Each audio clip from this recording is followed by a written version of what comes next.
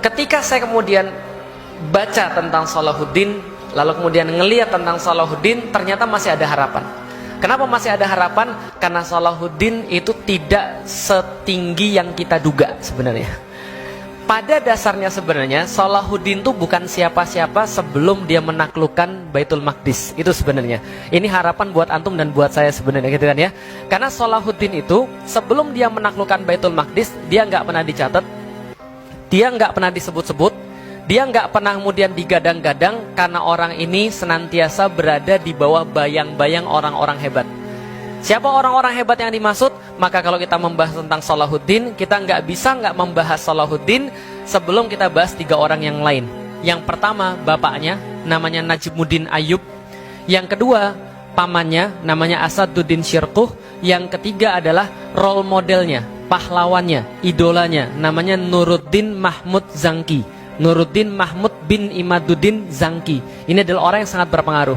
Bahkan menurut para ulama-ulama dan penulis sejarah, ketika mereka membahas tentang Salahuddin dan kehebatannya, tentang baca Qur'annya, tentang akidahnya, tentang puasanya, tentang hajinya, tentang jihadnya, tentang segala macamnya, mereka membahas, contoh misalnya, mereka membahas Salahuddin itu tawakalnya kepada Allah itu nggak pernah dikalahkan. Dalam setiap peperangan dia selalu mendahulukan sujud pada Allah sebelum perang. Dia senantiasa kemudian bertawakal pada Allah dalam setiap hidupnya. Sholatnya itu nggak beres-beres. Baca Qur'annya yakin lebih bagus daripada kita. Setelah selesai dia baca Qur'an, malam-malam dia masih ngundangin para ulama, bacain 2-4 juz di hadapan dia, di tendanya dia. Sholat rawatibnya nggak pernah ketinggalan daripada sholat jamaah, bahkan pas dia sakit, kecuali 3 hari pas dia pingsan.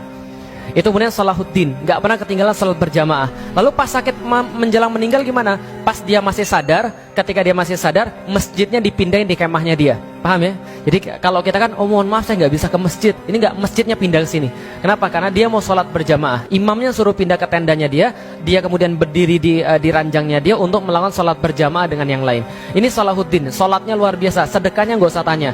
Duitnya banyak sekali, tapi nggak ada satupun orang yang datang pada dia kecuali pasti diberikan sesuatu. Kalau orang tuh ngeluh, dia akan berikan lebih banyak lagi. Kalau dia nggak punya sesuatu yang diberikan, dia bilang, saya belum punya uang untuk saat ini, saya belum punya sesuatu untuk saat ini, besok nanti kamu coba datang lagi kalau saya sudah punya.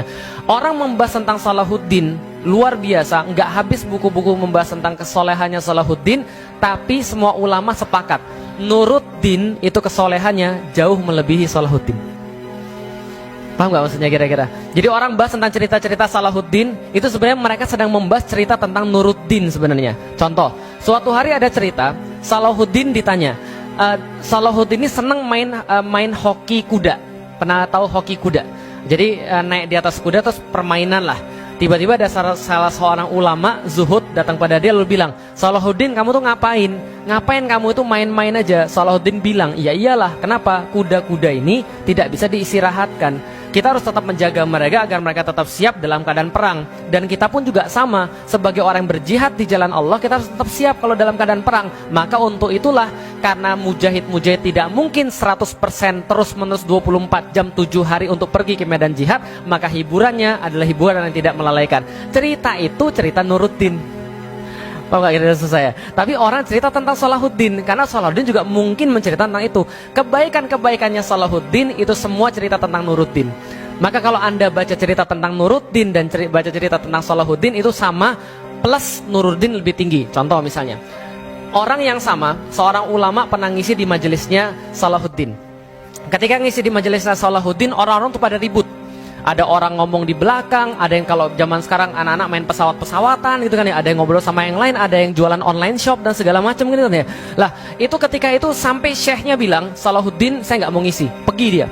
Dia pergi, lalu kemudian di rumahnya dia dibujuk, kenapa syekh? Kenapa syekh? Akhirnya syekhnya bilang, saya nggak mau ngisi di majelis kamu. Kenapa? Majelismu kayak pasar. Saya dulu ketika zamannya Nuruddin, saya tuh ngisi, itu burung-burung kayak hinggap di kepala saya. Paham maksudnya?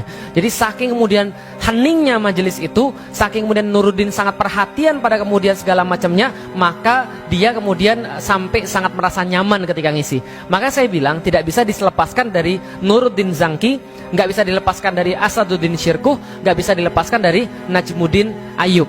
Ketika 3 ini sudah nggak ada, baru Salahuddin itu maju. Orang ini nggak ada di dalam radar, nggak ada di dalam radar.